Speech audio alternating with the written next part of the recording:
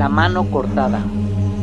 Sería difícil encontrar una historia en la que se reunieran los siguientes elementos: una marquesa, una casa misteriosa, crímenes, mutilaciones, espías, nazis, extraños virus, extraterrestres. Si algún escritor pudiera conjugar todos estos componentes, seguramente podría presumir de una imaginación portentosa. Sin embargo, no es necesario que nadie lo fabule. La vida real ha encajado todos estos inverosímiles conceptos para diseñar una de las tramas más atractivas, extrañas y misteriosas de nuestra larga y, desgraciadamente, densa crónica negra. El famoso periódico El Caso, dirigido entonces por Eugenio Suárez, salió a la calle en enero de 1954 con un número que vendió más que ningún otro. Se agotaron los ejemplares. La portada era una lechera. Era un recipiente transparente y en su interior había una mano de una mujer con las uñas pintadas. El titular decía: Albacete, el caso de la mano cortada. Censura y otras mutilaciones. El Caso era el periódico más leído en España de aquella época, de modo que aquella imagen causó un gran impacto. Al día siguiente, la fotografía era otra bien distinta, los charrateros haciéndose de oro prácticamente porque la gente de Madrid se estaba deshaciendo de las lecheras. La mayoría eran de latón. Los ciudadanos habían sentido un repentino asco por estos objetos a causa de aquella portada. La noticia hablaba de una mutilación en una casa misteriosa, de una madre de oscuro pasado y de una serie de personajes no menos enigmáticos. Los periodistas veteranos de El Caso recordaban que había sido uno de los sucesos más truculentos en la larga trayectoria de ese periódico. ¿De quién era esa mano? ¿Qué ocurrió? ¿Por qué ocurría en aquella casa? ¿Por qué se mezclaban los nazis con esta historia? ¿Por qué habían mensajes extraños que se difundían y se enviaban desde no se sabe dónde? ¿Por qué se hablaba de virus letales? ¿Se trataba de sacrificios o de rituales relacionados con el satanismo? En la primera escena de esta película real aparece una mujer de 42 años llamada Margot Shelley, perteneciente a la alta sociedad. El día 19 de enero de 1954, su cadáver aparece tumbado en una cama de domicilio madrileño, misteriosamente mutilado. Le falta una mano. Su hermano, Luis Shelley, se presenta en el juzgado número 14 de Madrid y asegura que la responsable de la mutilación es su propia madre. Pero, ¿quién era su madre? Margarita Ruiz de Lijoli y de la Bastida acumulaba muchos títulos mobiliarios. Era marquesa de Villasante, baronesa de Alcavalli, duquesa de Valgadelillas y vizcondesa de la Mosquera. Era, en fin, una distinguida dama de la nobleza española. Había nacido en 1888 y era la menor de dos hijas del matrimonio compuesto por Soledad Resines de la Bastida y José María Ruiz de Lijori. Con 18 años, Margarita se casa con Ricardo Shelley, un empresario con el que tuvo 4 hijos: José María, Juan, Luis y Margot. Margarita era una mujer muy adelantada a su tiempo. Fue la primera mujer española que estudió Derecho en la Universidad de Valencia. También cursó 2 años de medicina. Además, fue modelo y espía, periodista y miembro de los servicios secretos españoles, a los que sirvió en África durante la Guerra Civil.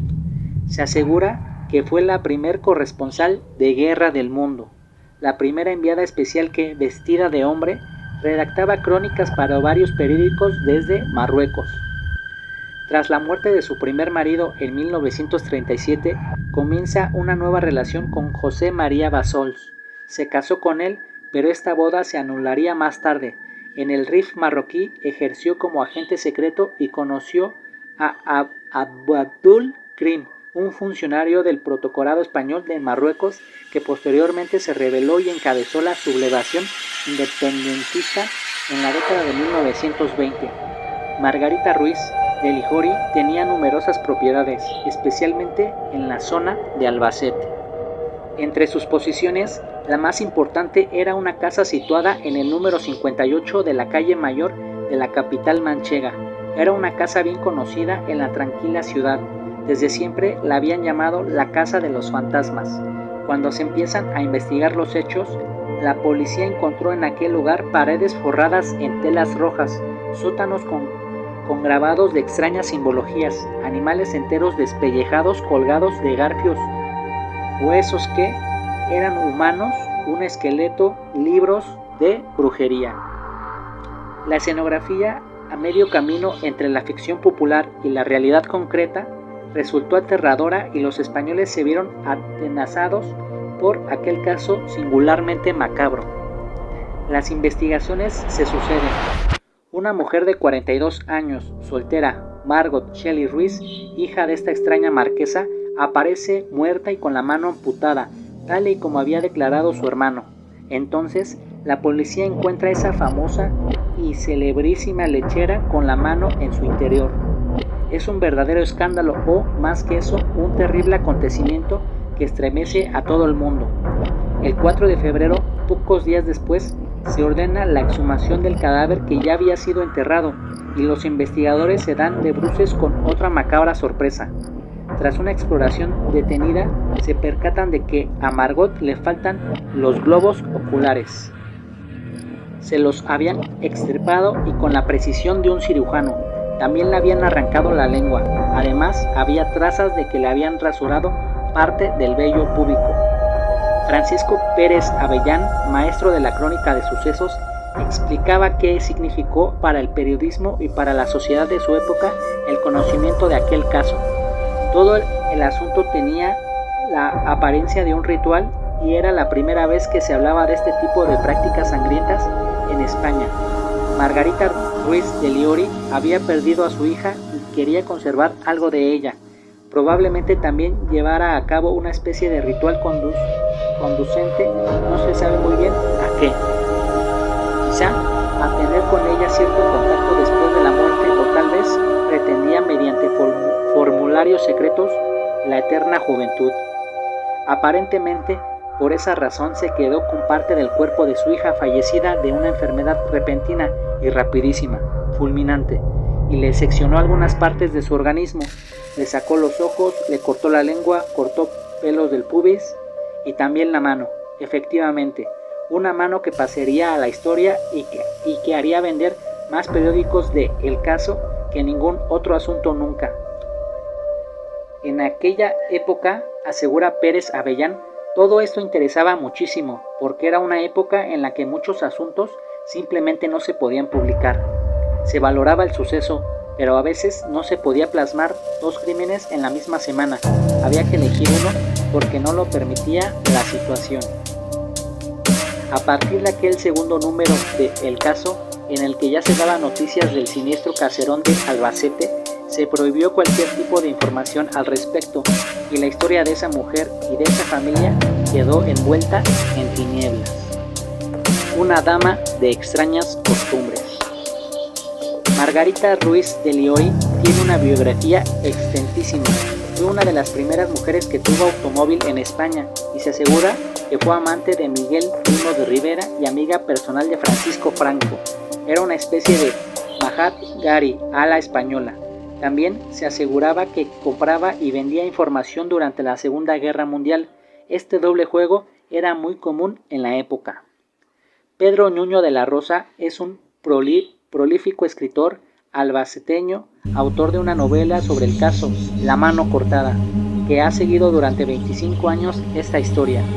Fruto de sus pacientes pesquisas, llegó a conocer a la marquesa Margarita Ruiz de Liori y él piensa que la mutilación de su hija fue parte de un rito. Según este autor, la marquesa conoció durante su estancia en Marruecos extraños procedimientos que asegurarían la vida eterna. Estos rituales se conservan al parecer en algunas culturas africanas. Los yezidí, a los que en algún caso se les ha relacionado con los adoradores a Satán, tenían al parecer la costumbre de cortar algún miembro de una persona muerta para conservar su espíritu o su alma.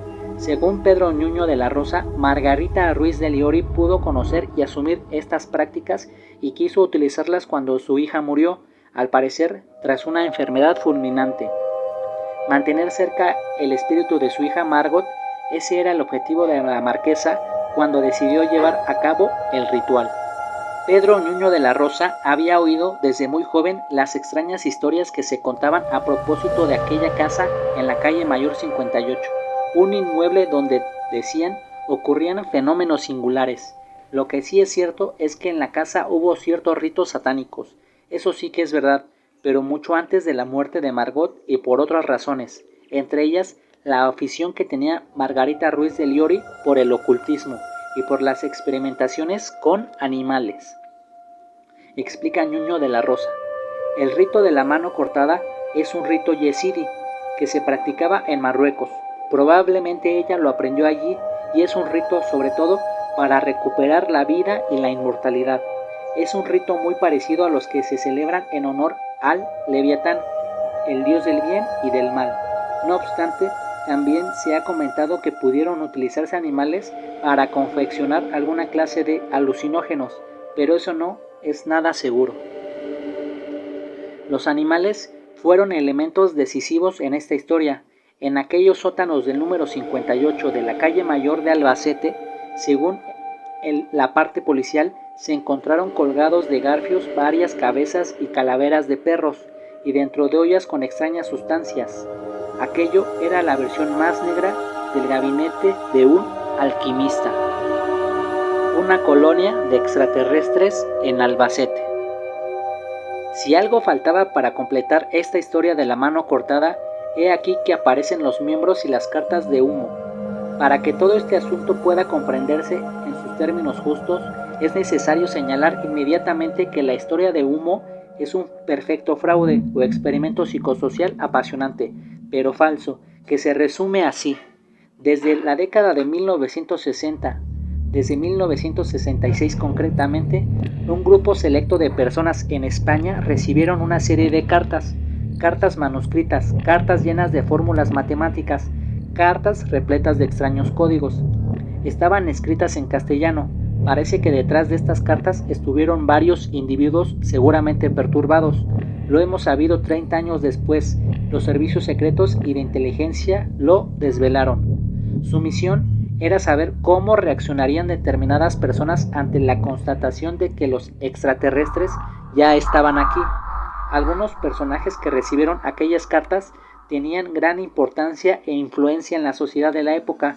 Eran personas de la talla de Alfonso Paso o de Buero Vallejo, o comisarios de la policía como Dionisio Garrido. Todos ellos recibían misivas llenas de documentos que parecían contener amplísimos conocimientos científicos. Los remitentes eran unos personajes que se hacían llamar humitas. Los humitas decían que sí mismos procedían de una estrella lejana, la Wolf 424, a 16 años luz de nuestro planeta. Es una histeria rocambolesca y absurda, pero que engañó a mucha gente. Pues bien, en una de esas cartas hablaban de Albacete y echaban más leña al fuego. La carta en cuestión la recibió un párroco de Mariana del Alcor en Sevilla, el padre Enrique López Guerrero. En 1968 ese sacerdote creó una polémica sin precedentes a través del diario ABC. El titular del periódico decía: una colonia de extraterrestres se halla ya infiltrada en nuestro país. Lo decía un miembro de la iglesia en el ABC en 1968. A los 2 días de aquellas sorprendentes declaraciones, el Ejército del Aire aclaraba: materia reservada, toda la temática ovni, y así se mantendría durante 30 largos años. Pues bien, el 27 de marzo de 1969, este párroco de Mariana recibe uno de esos sobres humitas con un símbolo que parece una especie de H con una barra en medio. El sacerdote, que no conocía la historia del caserón de la Marquesa de Albacete, lo abre y lee lo siguiente: nuestra primera residencia en España fue escogida en una población recoleta, Albacete.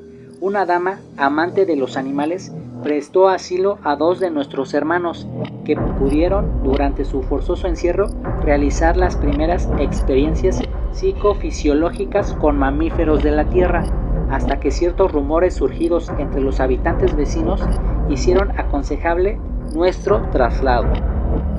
Aparte del aire novelesco y pintoresco de la redacción, cabe hacerse algunas preguntas. ¿Qué tiene que ver aquí la historia de un planeta llamado Humo?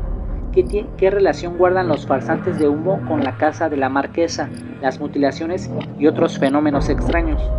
Aquellos supuestos extraterrestres que escribían cartas en aquella España de los 60 decían que habían estado en la casa de una misteriosa marquesa.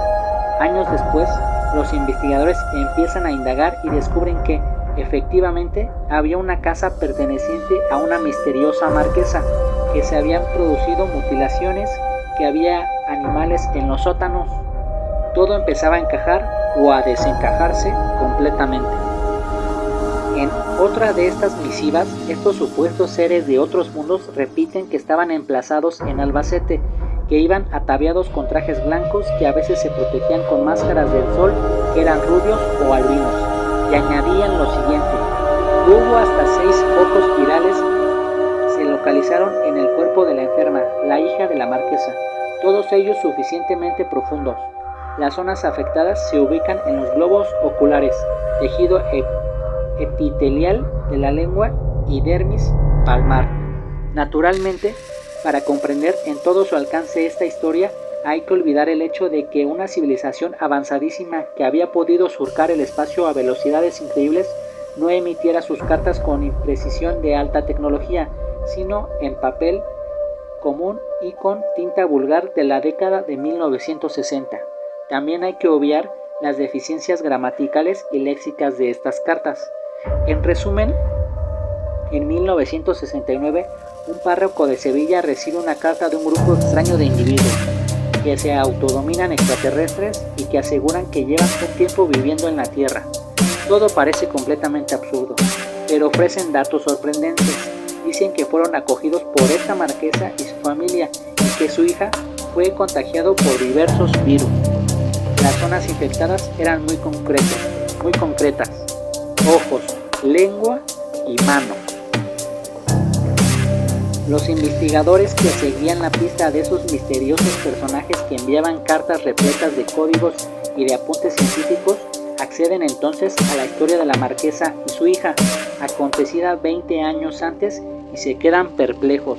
Así que el caso parecía evidente: los extraterrestres estuvieron en Albacete en la década de 1950, alojados en la casa de la marquesa.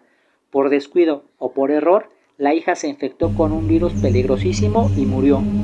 Para que nada se descubriera, los extraterrestres mutilaron ciertas partes de su cuerpo y huyeron. Los extraterrestres y los nazis. Reconozcámoslo, el lector tiene derecho a sonreír.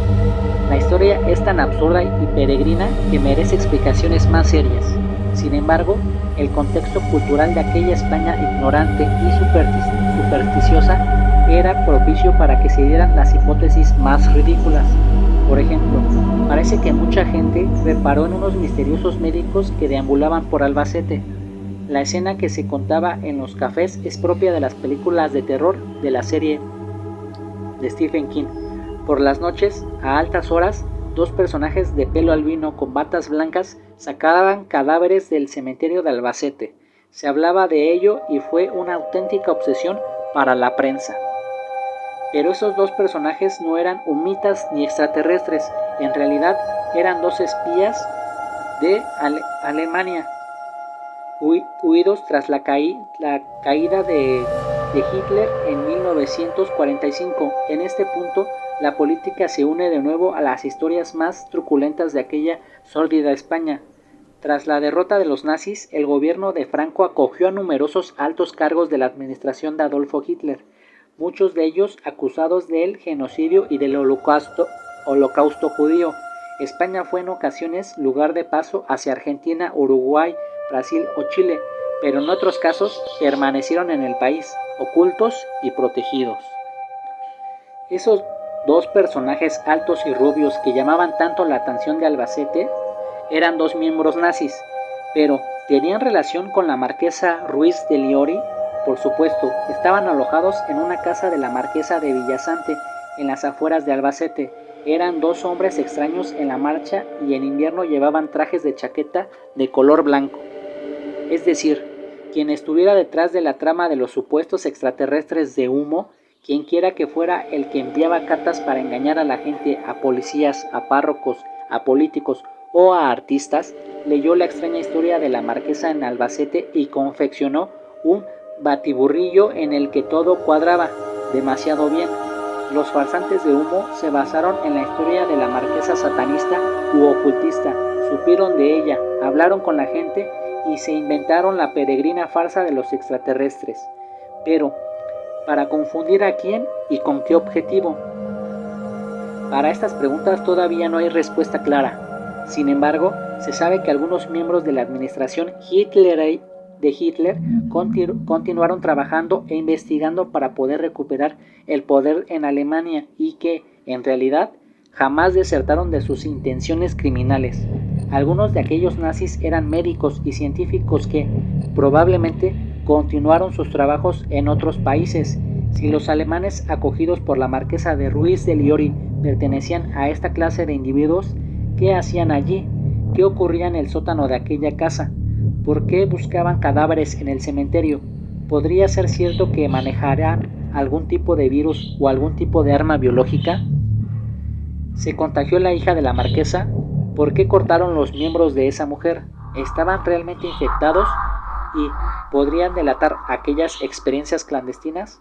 ¿O se trataba de una práctica supersticiosa de la marquesa que creía realmente en la brujería y creía que la mano de su hija podría acercarle su espíritu?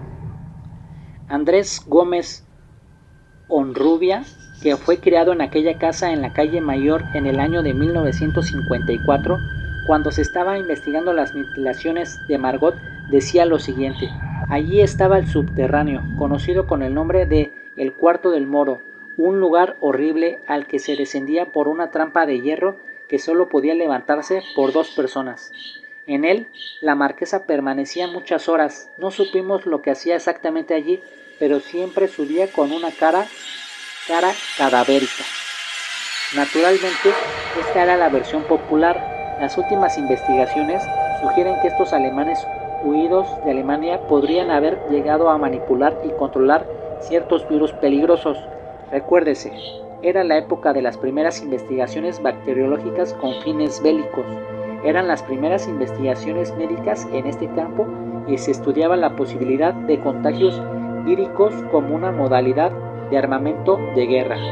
Estos alemanes quizá tuvieron en sus manos algo importante. Pedro Nuño de la Rosa lo investigó a fondo y conoció incluso sus identidades. Estos eran los extraterrestres de Albacete. Eran ni más ni menos 2 espías alemanes. Todo el mundo sabe que había en esa época un desarrollo de la energía nuclear y de la investigación bacteriológica con fines bélicos. Hitler no tuvo tiempo suficiente para desarrollar ambos campos, porque, de lo contrario, hubiera utilizado estos avances en la Segunda Guerra Mundial. Según algunos indicios, parece que estos señores que vivían en Albacete tenían un suero. Quizá aquella sustancia afectaría a Margot. Nuño de la Rosa confirma que aquellos individuos llamaron la atención porque iban vestidos de una manera estrafalaria, llevaban trajes blancos impolutos, algunas veces en pleno invierno, y también tenían un Mercedes blanco. Así fue como los espías alemanes se convirtieron con el tiempo en seres de leyenda y en supuestos extraterrestres infiltrados en la pacífica vida de la capital manchega. La historia conserva su misterio, porque los ciudadanos están dispuestos a admitir que jamás hubo humitas en Albacete, pero la idea de que nazis huidos de Alemania estuvieran trabajando con virus peligrosos en su ciudad resulta estremecedora.